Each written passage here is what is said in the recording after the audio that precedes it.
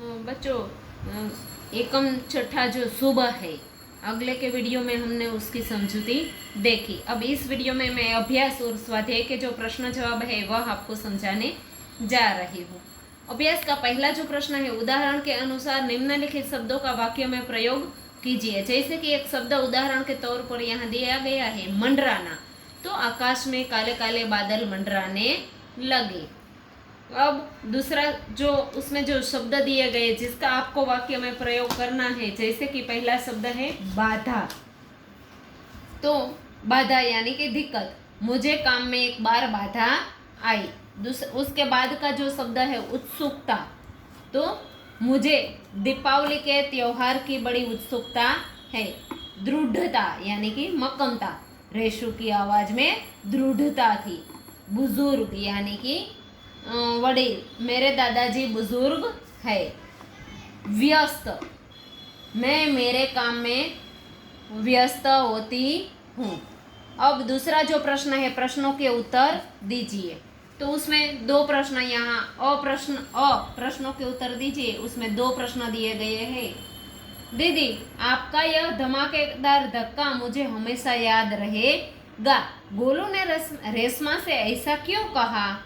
तो क्योंकि पटाखे से बचाने के लिए रेशमा ने गोलू को धक्का देकर उसकी जान बचाई, इसलिए गोलू ने रेशमा से कहा कि दीदी, आपका यह धमाकेदार धक्का मुझे हमेशा याद रहेगा। दूसरा जो है, रेशमा की शारीरिक कमी उसके इरादों में कभी बाधा नहीं बनी।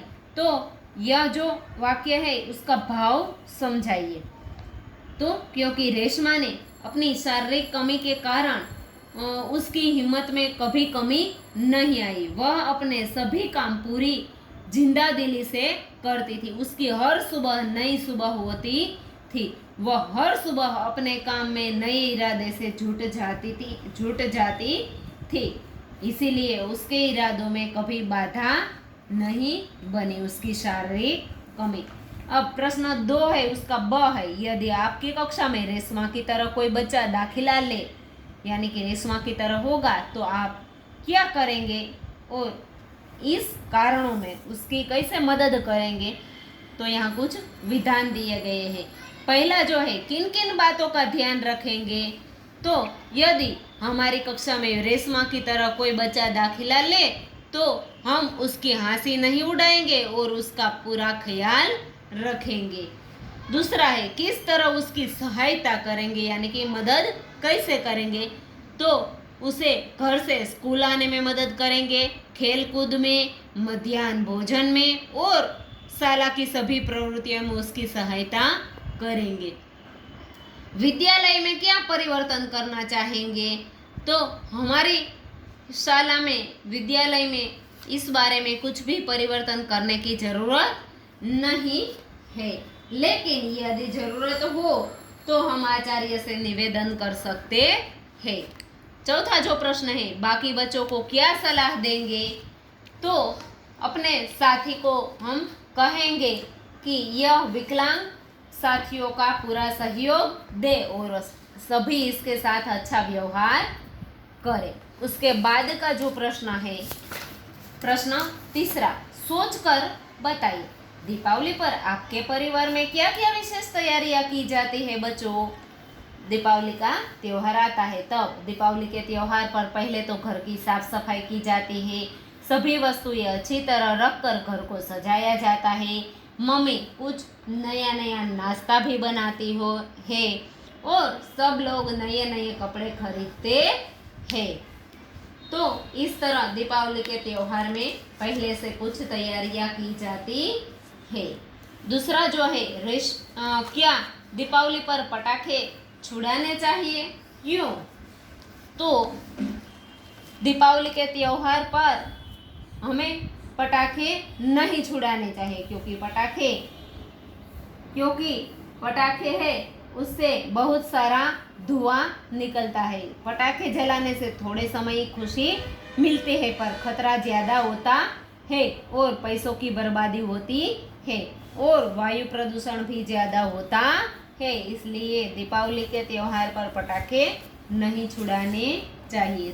तीसरा जो है, किसी ऐसी घटना का वर्णन कीजिए जब आपको किसी ने बचाया हो या आपने किसी की सहायता की हो।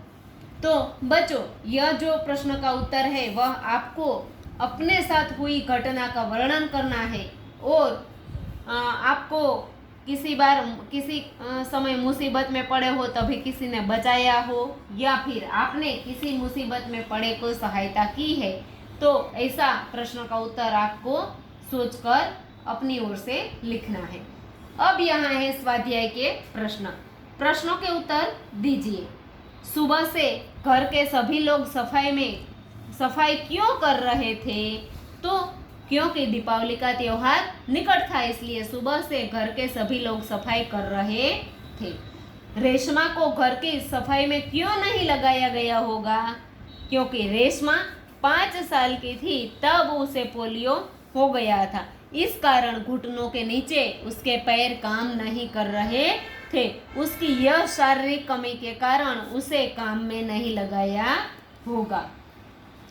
रेशमा ने अपनी माँ के काम में किस तरह मदद की? तो पहले उसने सभी डिब्बों पर लेबल लगाया और फिर एक हाथ में देकर उसकी जगह पर रखने में माँ की मदद की। फिर लड्डू का जो सामान बाजार से लाना था वह लाकर उसने माँ की मदद की। उसके बाद का जो प्रश्न है, माँ ने रेशमा को बाजार क्यों भेजा? तो माँ को लड्डू बनाने थे और कुछ सामान की जरूरत थी, लेकिन सामान लाए कौन? क्योंकि पापा ऑफिस चले गए थे, गोलू अभी छोटा था और दादा दादी बुजुर्ग थे, इसलिए माँ ने कहा सामान कौन लाएगा? तो रेशमा ने कहा कि सामान मैं लाऊंगी, इसलिए माँ ने रेशमा को बाजार भेजा। इसके बाद का जो प्रश्न है 5वां, रेशमा ने गोलू को धक्का क्यों मारा?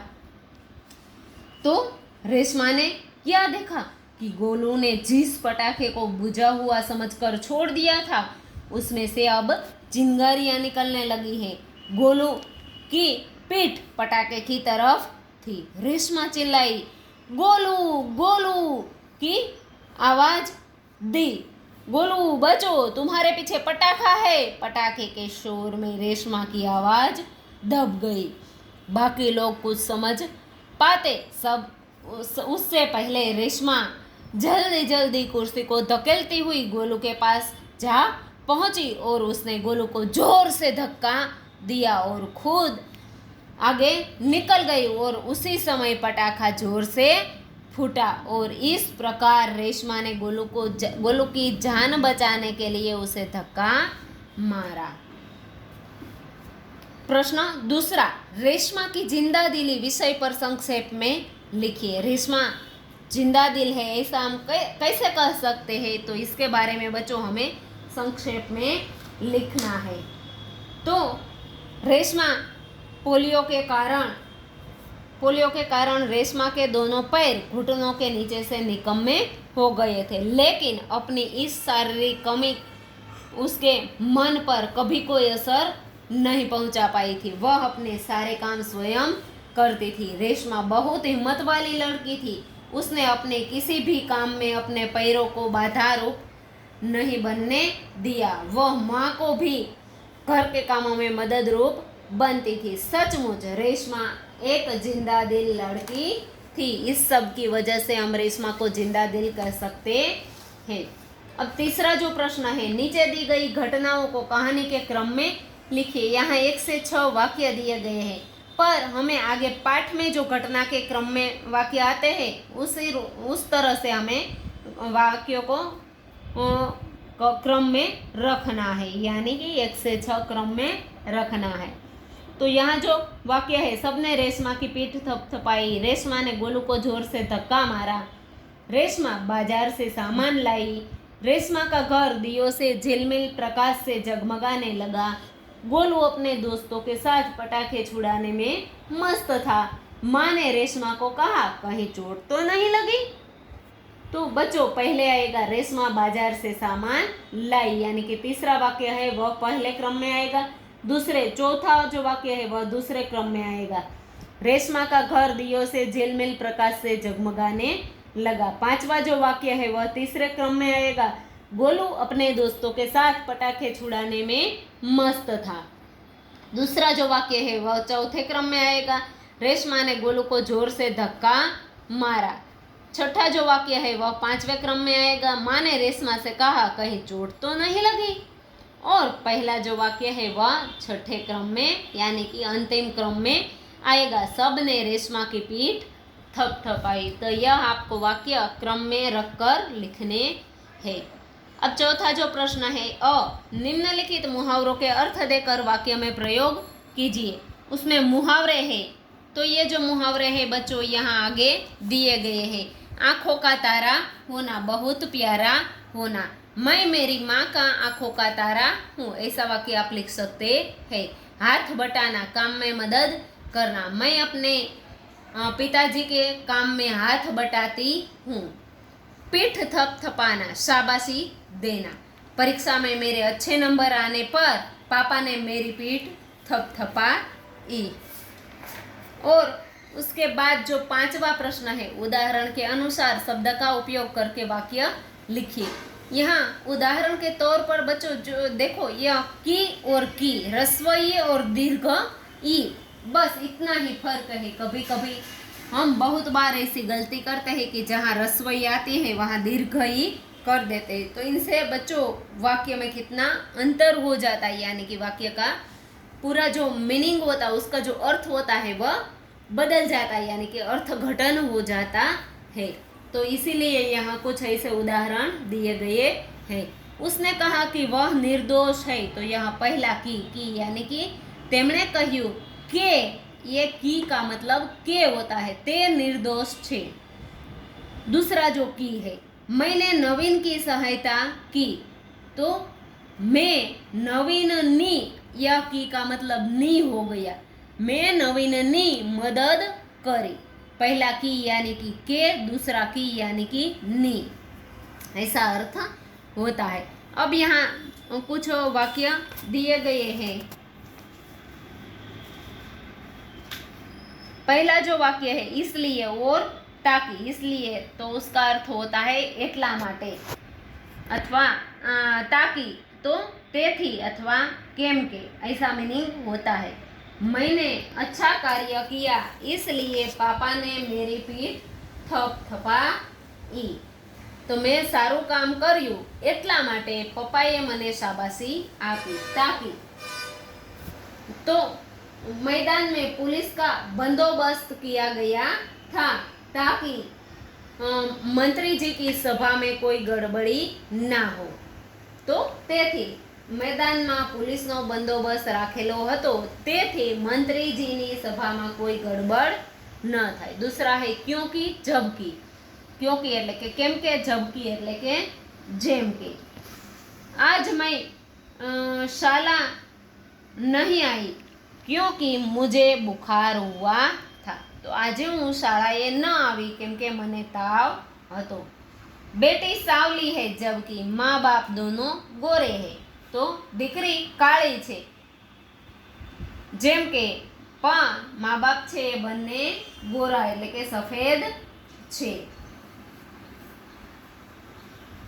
दूसरा है और એટલે કે तरफ अने एक मात्रा का फेर है, डिफरेंट है ये बच्चों। यहाँ और એટલે तरफ, और એટલે अने। मैं शिक्षक की ओर जा रही थी એટલે કે હું શિક્ષકની બાજુ જઈ રહી હતી। कीर्ति और नियति पाठशाला में आई है, तो कीर्ति अने नियति शाळाए आवी छे, अने थाय, और એટલે अने। उसके बाद का जो है मैं कीर्ति की, मैंने कीर्ति की सहायता की એટલે કે मैं कीर्ति ની मदद करी। बच्चे घर में शोर मचा रहे हैं, मैं यानी कि माँ अंदर, बाळको घर में आवाज करी रहिया छे। तो बच्चों इस तरह से कुछ शब्दों के प्रयोग से पूरे वाक्य का अर्थ बदल जाता है। नीचे दिए गए वाक्यों का वचन परिवर्तन कीजिए। उदाहरण, माँ को मिलते ही मेरी खुशी का ठिकाना न रहा। माँ से मिलते ही हमारी खुशियों का ठिकाना न रहा।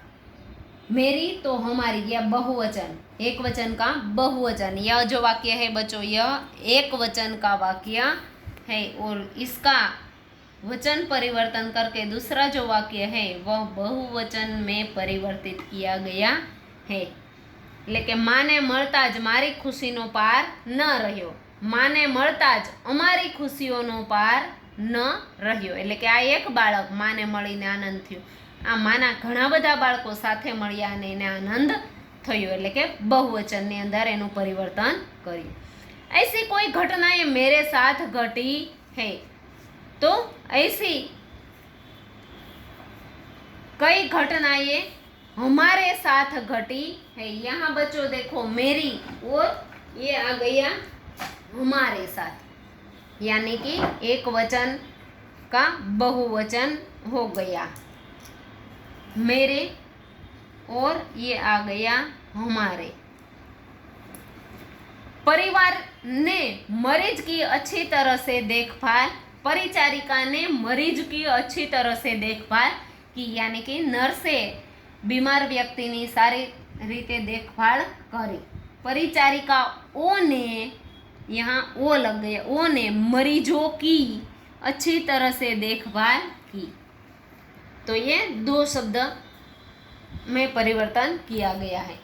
रात को मैंने सुंदर सपना देखा, रात को हमने सुंदर सपने देखे। ये सपना का सपने और देखे, ये तीन शब्द में परिवर्तन हो गया। भूकंप का झटका आया फिर भी मैं नहीं घबराया। भूकंप के झटके आए फिर भी हम नहीं घबराए। घबराए, ये इतने शब्दों में उसका परिवर्तन हो गया। उसके बाद का जो प्रश्न है 6ब, नीचे दिए गए शब्दों को चित्रों में शब्द के क्रमानुसार लिखिए। मेहनत, भूकंप, सुंदर, मरीज, श्रेष्ठ, निर्दोष, तूफान, अंगूर और आकाश। तो ये शब्दों को क्रम में यहाँ ट्रेन के डिब्बों में लिखने हैं। तो पहला ये मात्रा वाला यानी कि अंगूर शब्द आएगा, उसके बाद आकाश, तूफान, निर्दोष, भूकंप, मरीज, मेहनत, श्रेष्ठ और सुंदर। इस तरह से यह शब्द क्रम में लिखने हैं। उसके बाद है भाषा सज्जता। भाषा सज्जता में निम्नलिखित वाक्यों में से विशेषण छाटिए। बच्चों विशेषण किसे कहते हैं? तो किसी न किसी संज्ञा शब्द को विशेषता सूचित करते हैं, इसलिए संज्ञा शब्दों की विशेषता बताने वाले ये शब्द विशेषण कहते हैं। संज्ञा शब्दों की विशेषता बताने वाले ये शब्द वो विशेषण कहते हैं जो वाक्य की विशेषता या किसी वस्तु की विशेषता दिखाता है, उस शब्द को विशेषण कहते हैं। रेशमा हिम्मती लड़की है, तो इसमें कौन सा शब्द विशेषण आएगा बच्चों? तो हिम्मती यानी कि हिम्मत वाली। छोटा बच्चा फिसल गया, तो बच्चा तो है पर छोटा। कक्षा में 10 लड़कियां बैठी है, तो 10। उसकी हर सुबह नई सुबह होती है, तो हर और नई ये दो शब्द है विशेषण। कुत्ता वफादार प्राणी है, तो ये वफादार शब्द है वह विशेषण है। तो बच्चों आज का ये वीडियो यहाँ समाप्त होता है।